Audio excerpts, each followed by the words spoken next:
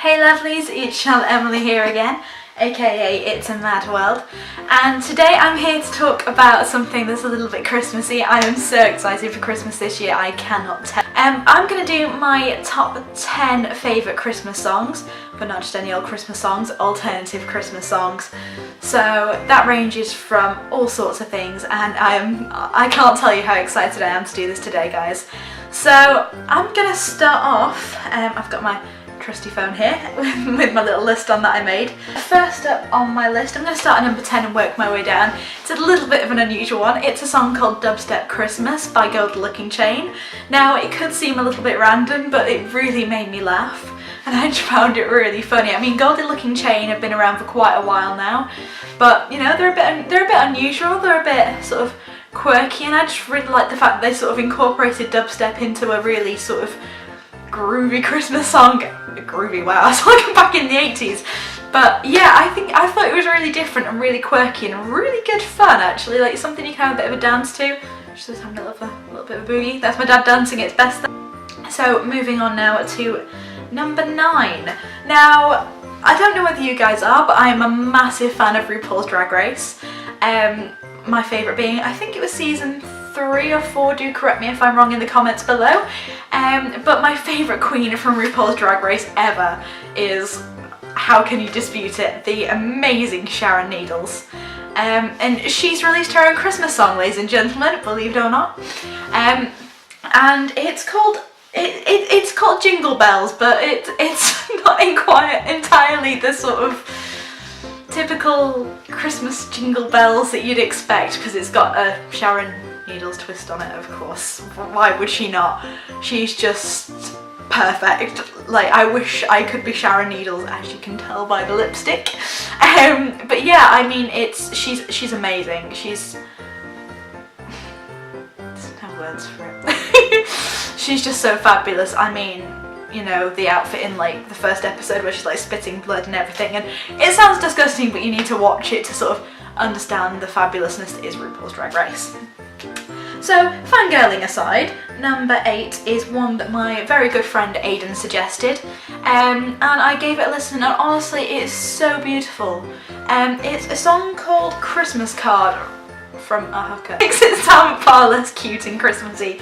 But yeah, so it's a really, really beautiful song. It's sort of one that, you know, when you're a bit full of turkey and you're sort of, you know, wanting a bit of a nap, that's the sort of thing you'll put on and just have a bit of a chill out to, because I mean, it's Christmas after all, and you know, when you've sort of, you know, card games are done and your food's all eaten and you just need a bit of a nap, you need something to chill out to, you know.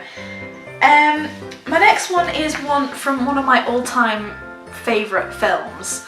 Now, how do I even describe this film? I mean, I'll sort of give you some clues first of all, and then I'll tell you outright.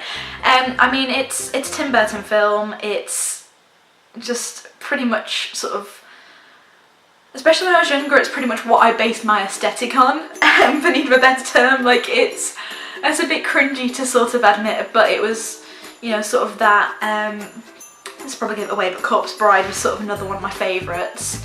Edward Scissorhands, all that sort of thing, you know, I used to wear the big boots and striped pants and all that sort of thing. No, still pretty much do, so not much has changed there.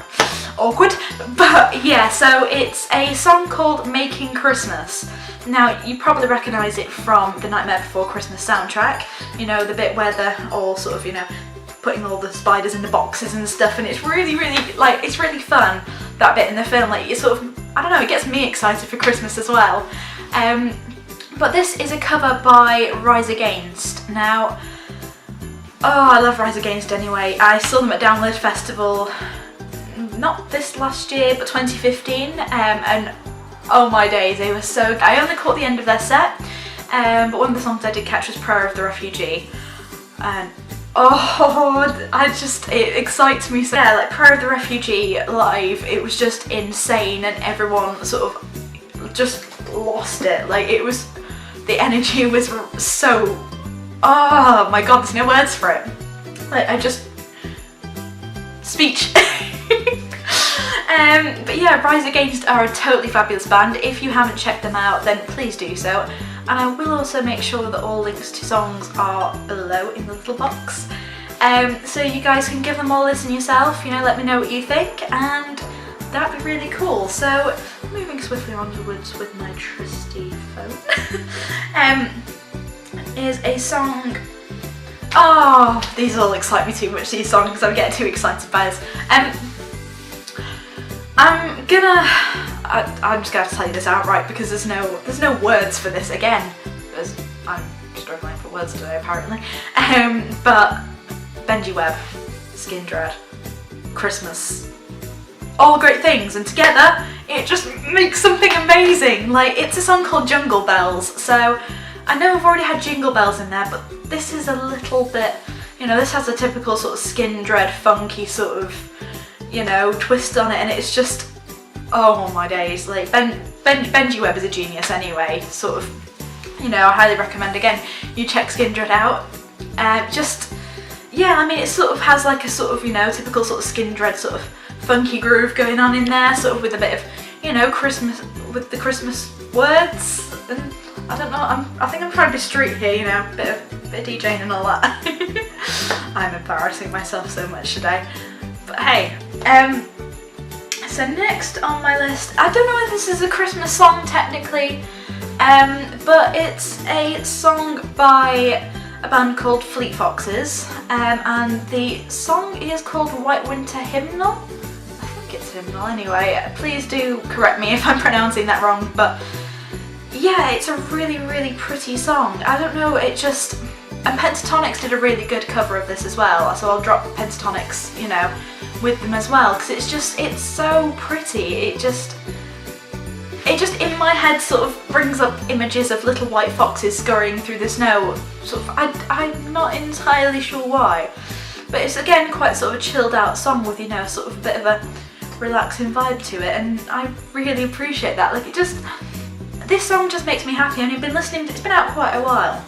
I've probably been listening to it since I was probably about, I want to say about 17, so it's quite an old song, but it's, you know, it's stood the test of time, definitely. It makes some good listening. Next is one of my all-time favourite singer-songwriters. Well, there's a few, but he's definitely one of them, is the one and the only Aurelio Voltaire.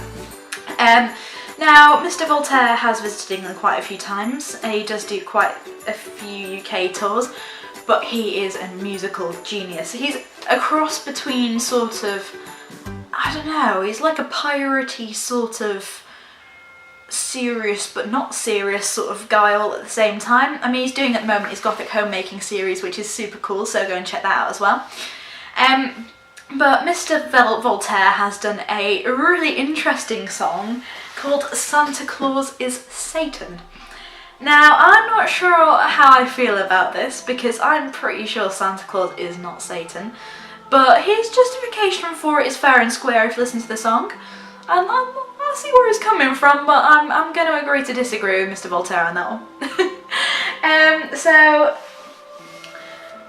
next up is, so we're on number 3 now. My counting is shocking. I'm having to look at my... Yeah, next up is a song called Oh, Santa by the lovely Mr. B. I wasn't sure I would class him as a singer-songwriter, Mr. B the Gentleman Rhymer, but he sure as hell is one very talented gentleman.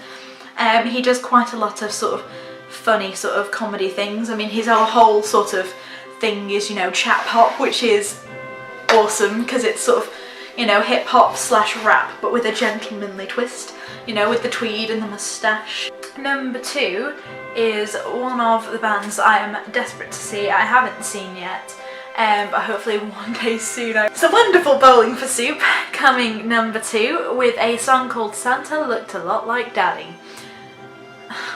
Now, where do I even start with this? Like, Santa looks a lot like Daddy. It's a bit creepy, but at the same time it's sort of, I guess, that stereotypical play on sort of, you know, when you... I mean, I for one, when I was a kid at night, used to sort of, you know, get tucked up and then sort of, you know, lie there, little me, little teeny goth me, in bed, sort of listening for the sound of reindeer on the roof and You know, and parents sometimes, I'm pretty sure once or twice, sort of got bells and sort of jingled them around a little bit. You know, oh, Father Christmas is here, that sort of thing. You know, and yeah, I used to come downstairs in the morning and there'd be sort of, you know, footprints by the front door, and like there'd be a carrot that was half eaten. I'm pretty sure they used to give it to my rabbit. But yeah, so they used to do that. Santa would have not some whiskey, but he'd have a can of Stella Artois with a mince pie. What else would Father Christmas have? I suppose he's a bit bored of whiskey. And Rudolph would always have a carrot and a glass of water. So I suppose in a way my dad and my mum were sort of Father Christmas. But now looking back on it, it's really sweet, it's really cool what they used to do. So yeah, I mean, like, Christmas was pretty magical sort of when I was a kid. I mean, becoming an adult, really. I mean, I'm 23 now, so I guess Christmas sort of isn't quite the same as it used to be, but you know, I'm trying to keep the magic going, I mean, you know, there's a lot of people who are very close to me who get so excited about Christmas that I just can't help but get excited myself. I'm even planning my Christmas jumper. I will show you that next week because I'm getting that very soon. I'm so excited, and I'm planning on getting it from Marks and Spencer's. But no, Marks and Spencer's are doing really well this year for Christmas jumpers. It's really cute, it's navy blue, and it's got candy canes, and oh, it's so cute, and it makes me so excited. I love tacky Christmas jumpers and that sort of thing, and like when Halloween stuff comes out, I love tacky Halloween clothes. It's a little bit sad, but it's a horrible thing that I have a bit of an obsession with at the moment. So yeah, I mean it's not too tacky, right? It's not tacky if you sort of make it look vaguely cute, or attempt to. Or at least attempt to make it look cute, you know? So yeah, that's number 2 on my list. Bowling for soup, Santa look like Daddy. And I am fully aware I'm rambling like hell right now. So, can I have a drum roll, please? I'll do it myself. Number 1 is one of my all-time favourite bands. I will say this hands down. And they're a band that are so unbelievably close to my heart that there's no words for it. It's the absolutely amazing My Chemical Romance with their version of All I Want for Christmas Is You. I love it. I love the way that it's so dissonant and loud, and it's such sort of, oh, it just makes me so happy. It's just such a contradiction to the sort of cliche Mariah Carey songs and that sort of thing. I mean, it's completely opposite to the Mariah Carey version. It just makes me so happy. Like, I freaking love My Chemical Romance, guys. I'm sorry. I'm still a little 14-year-old emo kid at heart. I mean, look at the fringe. So yeah, it's the amazing My Chemical Romance. What even more do I have to say other than it's My Chemical Romance? They're freaking amazing. And they've been one of my favourite bands since I was probably about 13. Some of my friends will probably want to disown me for this. Some of my friends will want to probably hug me for this. But it is my favourite. It is my favourite all-time Christmas song. And yeah, so that pretty much sums up my Christmas 2016 countdown of alternative Christmas songs. Not all of them are particularly Christmassy, but they're all sort of a bit unique, a bit special in their own way. So yeah, I'll put the links to all of them down there below. Let me know which one your favourite song is, and let me know your favourite Christmas songs in the comments. I'd love to hear what they are. It just gives me more listening material, especially since on the way back home, being a northerner down south, I have a fantastic 5-hour drive on the way home. So any Christmas audiobooks, any Christmas song, anything like that, more than welcomed. Honestly, it would mean the world to me if you guys helped me out with this sort of driving. I hope you guys have really enjoyed this video. I've been a bit hyper today, but I hope you all appreciate it. Thank you very much for watching. Please do share, like and subscribe, and tell your friends about this channel. It's still brand new, I'm still working on it, but hopefully we'll have it up and running and fully exciting soon, with loads of more weird and wacky videos from myself.